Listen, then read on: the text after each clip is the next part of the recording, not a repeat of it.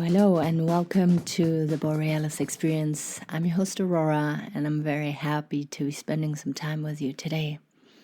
Thank you so much for being here and choosing my podcast. I hope I can bring you value, calmness, peace, hope, and love. Yesterday, I was live on my Facebook channel, so to say, and I talked about self-awareness, and I really want to make sure that my dear podcast listeners who might not be connected with me on Facebook yet will not miss out on this topic that is really dear to my heart. I raised a question on my Facebook timeline, and a couple people answered on what relationship, if there was one relationship they could better improve in their life, which one would it be?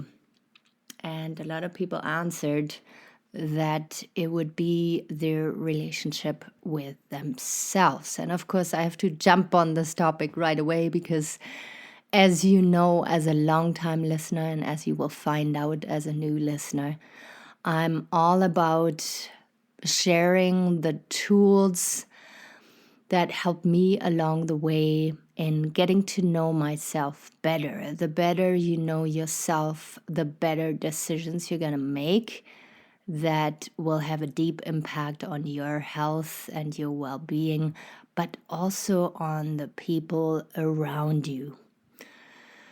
So, self-awareness, how do we become more self-aware? How do we see our blind spots? Well, we can read self-help books. We can watch documentaries about the subconscious mind and the conscious mind. Or we can engage in a journey with a coach. Here, a little disclaimer, I'm not a mental health counselor. I'm not a psychotherapist. I share my passion to help other people and the tools that helped me back then when I was, feeling lost and uncomfortable in my skin. So if you're struggling with depression, if you are struggling intensely, then please don't hesitate to reach out to a mental health practitioner or to your family doctor even. All right, let's dive into today's topic.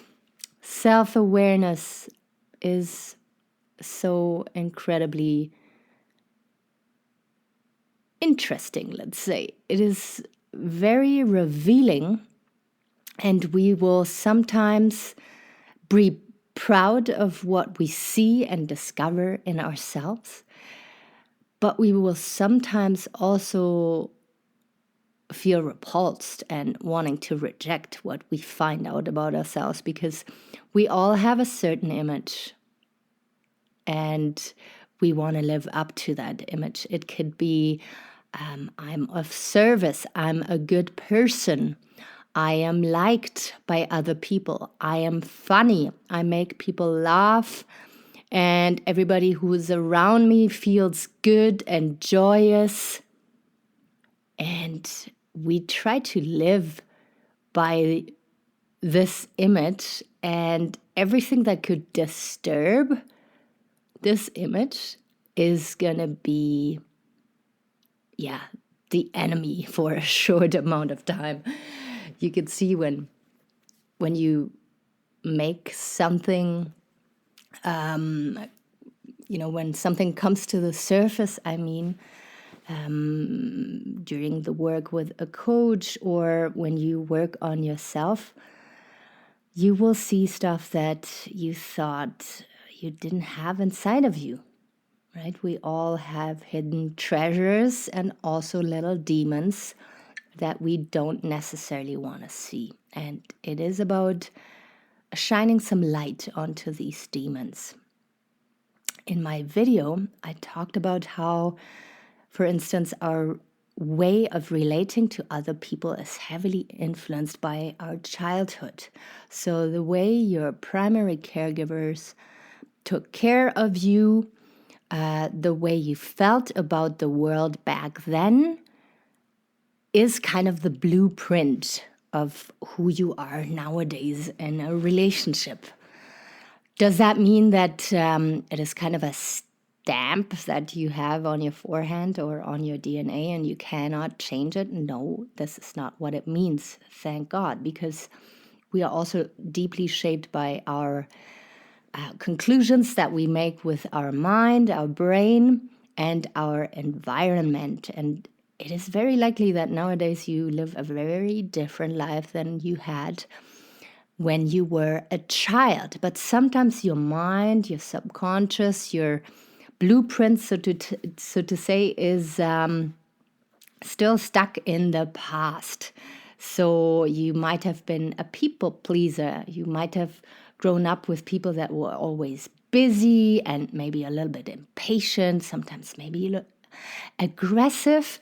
So as a child, you wanted to fit in, you wanted to please. It was your survival mechanism, because if you don't belong to your family, if they kind of, shut you out of the system, then your survival is at risk.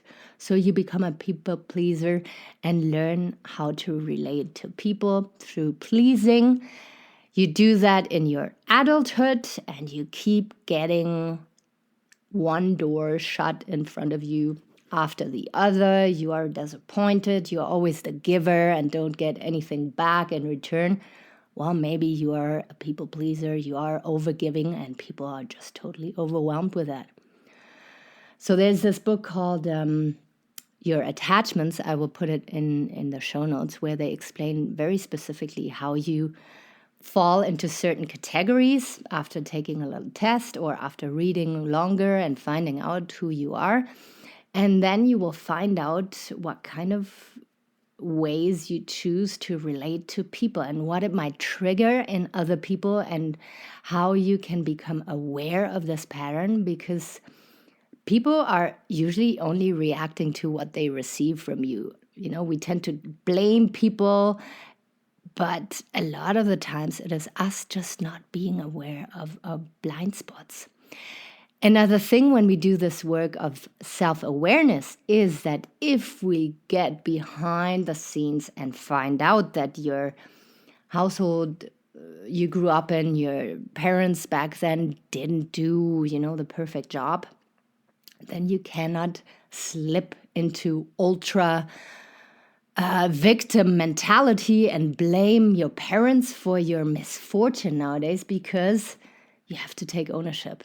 You have to be 100% accountable for what's happening today in your life. Blaming your parents is totally lame, is not going to get you anywhere, and chances are that you're going to destroy the relationship that you have built ever since the stuff happened in the childhood. And what for? Instead, focus on what you can repair. I don't want to say necessarily repair, because you're not broken, but what you want to change in order to live a more fulfilled and self-aware life. So you see already that I'm only going to touch on the surface here. I can only go very into depth with that topic when I have a client sitting in front of me and opening up to me about specifics. But as a general rule, I want to say that it is very, very important for you to look inside and to find the areas where you have conflict, where you have resistance, where you have pain, where you have repetitive disappointment, and find out what it is inside of you that you can adjust, change, throw overboard. And to not blame others for discomfort, because that doesn't help. You can't change other people. You can't undo your past. All you can do is be in the present, rest and reflect and learn, and then let that shit go. You have to learn to let go then, because what you want to focus on is the lesson, the learning, and how you can apply the learned, the new pattern without falling back into habits that, feel comfortable from back then or even from now, but didn't get you anywhere. So whenever a person tells me they want to become self-aware, I'm just getting so extremely excited, because that's the first biggest step into a direction of more healthy living and genuine, sexy relationships, and out of victim mentality. We don't want to be in that place of blaming others. I know that it is very easy to go and connect with other people. Oh yeah, your parents have fucked up in the past as well, mine too. Okay, so now we're the broken ones, and we kind of allow ourselves to be couch bums or whatever you choose to do to avoid accountability and ownership. You have to have the balls to look into the mirror and to know that you might be still stuck in victim mentality and survival mode, and that you want to get out of it, that you want to have tools provided that can help you to dig yourself out of it, and to then test and see how your relationships change, but most importantly, how the relationship to yourself will change. So all this to say, self-awareness is the biggest and most beautiful journey you can be on, to find out where your boundaries are, to find out what you like, to find out what you don't like, to be able to say no to situations, to be able to do less, but to have more and to be more, right? It's better to have less contacts, but more intense contacts. You want to go into depth. Also, the way you consume information, the people that you follow on Twitter, on Facebook, on Instagram. If I would just look at the list of the people that you follow, I could give you a big clue on what your goals are in life and how you probably feel about yourself on a daily basis. Chances are, if you are, following a lot of people who trigger jealousy, who trigger judgment, you will feel not as clear, not as good about yourself. If you follow accounts that are deeply inspiring and motivating you, then you'll feel very different. And we can all not underestimate the power of Twitter, Instagram, and Facebook, because we're all hooked to it and we are all influenced by it. So we have to learn on how it impacts us, and we have to learn to be very specific about what we consume there. All right, I'm not going to overwhelm you in any way, I hope. I'm going to leave you with this. If there's any questions, any comments, please never hold back and message me on Facebook. And if you have any requests on future topics here, also shoot me a message. Thank you so much for being here. If you want to send me a token of appreciation, you can buy me a coffee. There's a link in the show notes. And take really good care of yourself. I'll be out there very soon again.